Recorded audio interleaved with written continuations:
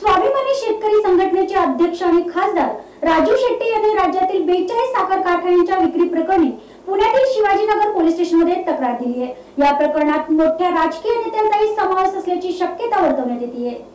राज्यातील 42 साखर कारखाने काही हजार कोटींमध्ये विकले गेले आहेत। यामध्ये सर्व राजकीय नेते आणि अधिकाऱ्यांचा देखील समावेश आहे। त्यामुळे त्यांच्यावर कारवाई करावी अशी मागणी खासदार राजू शेट्टी यांनी केली आहे। वर्षामध्ये महाराष्ट्रातले 42 सहकारी साखर कारखाने राज्य बँक अथवा जिल्हा मध्यवर्ती बँकांनी विकलेले आहेत आणि हे कारखाने विकत असताना त्या कारखान्यांचं मूल्यांकन चुकीच्या पद्धतीने केलं आहे। काही कारखान्यांच्या बाबतीत मूल्यांकनापेक्षा कमी किमतीला विक्रीचे व्यवहार झाले आहेत। विक्री व्यवहार होत असताना त्याच्यामध्ये पारदर्शकता आणली गेलेली नाही आहे। त्याच्यामध्ये जाहिरात नव्हती।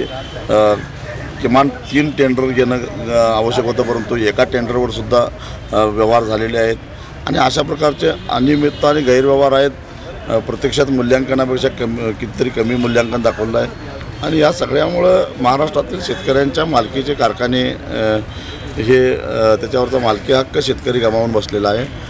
या कारखान्यामध्ये सरकारी भागभांडवल होतं, शेतकऱ्यांचं भागभांडवल होतं आणि कामगारांची देणी होती, ऊस तोडणी मजुरांची देणी होती, वाहतूकदारांची देणी होती आणि या कर्जाला सरकारचं हमी होती सरकारची।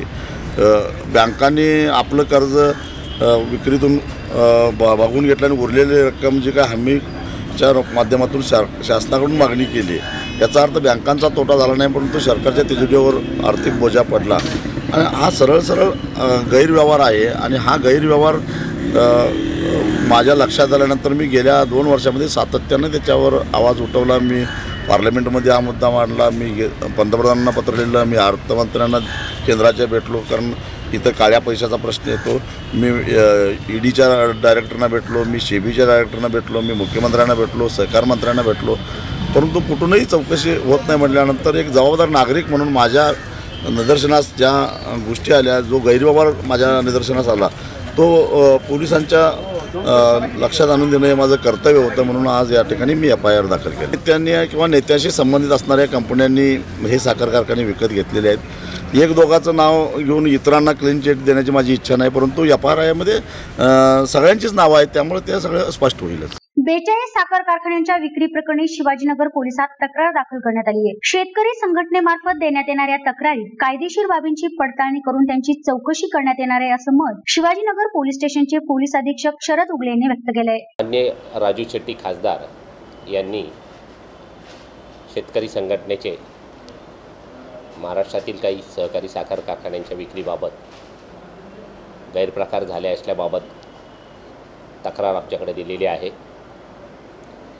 ती तक्रार त्याबाबत आम्ही त्याची कायदेशीर बाबीची पडताळणी करून त्यानंतर पुढील कारवाई करण्यात येणार आहे।